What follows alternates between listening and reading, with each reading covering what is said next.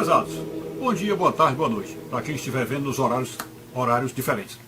Meus queridos, este vídeo começa com essa pergunta, e vamos tentar ver se não falamos demais. Pois bem, a pergunta é: quem odeia a palavra de Deus? Quem odeia a palavra de Deus? Eu pergunto, algum cristão no mundo iria ter outra resposta que não fosse Satanás? Iria ter outra resposta? Quando nós perguntamos quem odeia a palavra de Deus, só tem essa resposta, é Satanás, não tem outra. Mas agora vamos trazer essa ideia para o nosso dia a dia. Para o nosso dia a dia. Vocês observam como, se você abordar a palavra de Deus naquela parte profunda dela, sobretudo aquela parte que fala dos pecados, você percebe como tem muita gente que fica com raiva de você? Percebe isso? Se lembra que São Paulo chegou e disse assim: tornei-me vosso inimigo por vos dizer a verdade? Lembram disso? Então eu começo a aparecer na minha cabeça uma visão assim, meio aparentemente hiperbólica, sobre essa questão de onde estaria Satanás neste mundo. Onde estaria? Ora, a manifestação mais visível, mais clara dele é o ódio que ele tem à Bíblia Sagrada.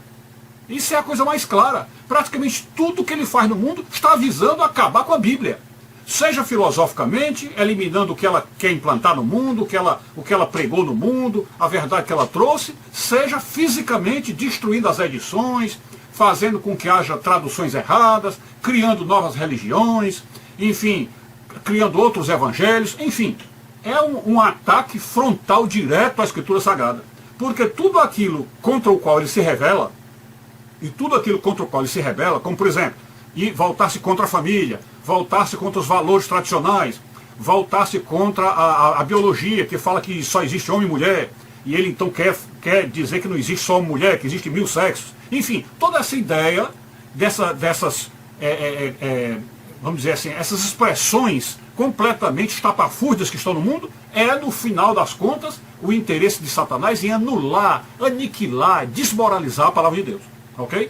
Pois bem, nesta conclusão, concluindo isto, e nos lembrando que, quando nós abordamos a Bíblia, quando nós levamos a Bíblia para alguém, sobretudo quando nós conhecemos muito a Bíblia, e temos condição de saber pela Bíblia onde é que está a infiltração do mal, onde está a penetração do demônio, e não só dentro das pessoas como fora, a gente consegue perceber claramente isso. Então a gente recebeu de Deus a missão, quando ele diz: ide e pregai o evangelho a toda criatura. Então nós recebemos de Deus essa missão, que é uma missão extremamente complicada, talvez quase impossível, porque nós vamos justamente lutar contra montanhas. Lembra daquela frase de Jesus que disse: aquele que tiver fé, dirá a esta montanha, precipita-te ao mar, e a montanha sairá da frente. Então nós lutaremos contra montanhas, nós estaremos lutando contra demônios que não querem ouvir a verdade de maneira nenhuma.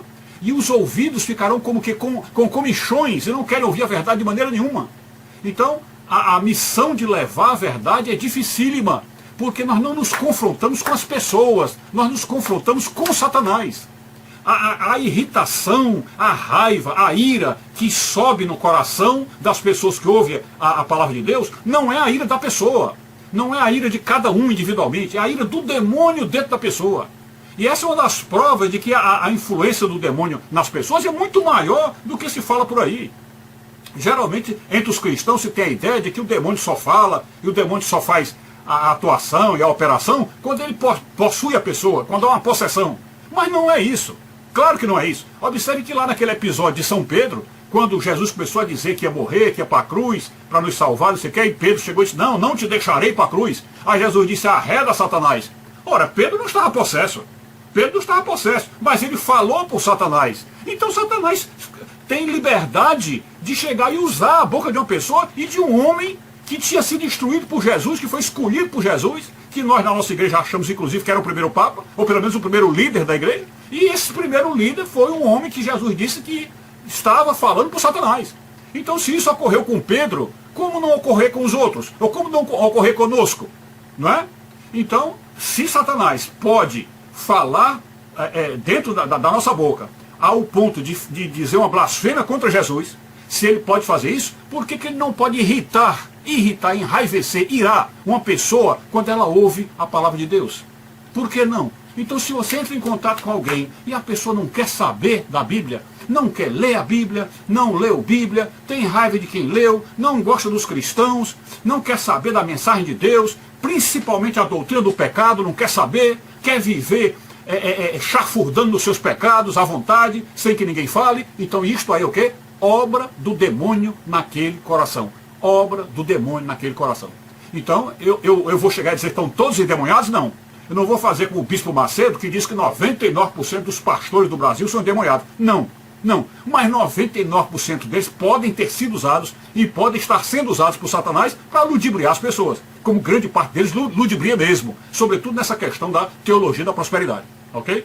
Então, eu quero dizer para vocês, essa é uma constatação difícil, terrível, de que nós não podemos levar a palavra de Deus para ninguém, sobretudo nos aspectos da doutrina do pecado. As pessoas não querem ouvir falar disso, e quando se revoltam, quando se rebelam contra nós, vem com ira, vem com raiva, com intolerância e às vezes até com hostilidade, ok? Então pode estar certo. O nosso combate direto é contra os demônios e não contra as pessoas, ok? É isso aí. Fiquem com Deus, saúde e paz, tudo de bom, muita oração e jejum.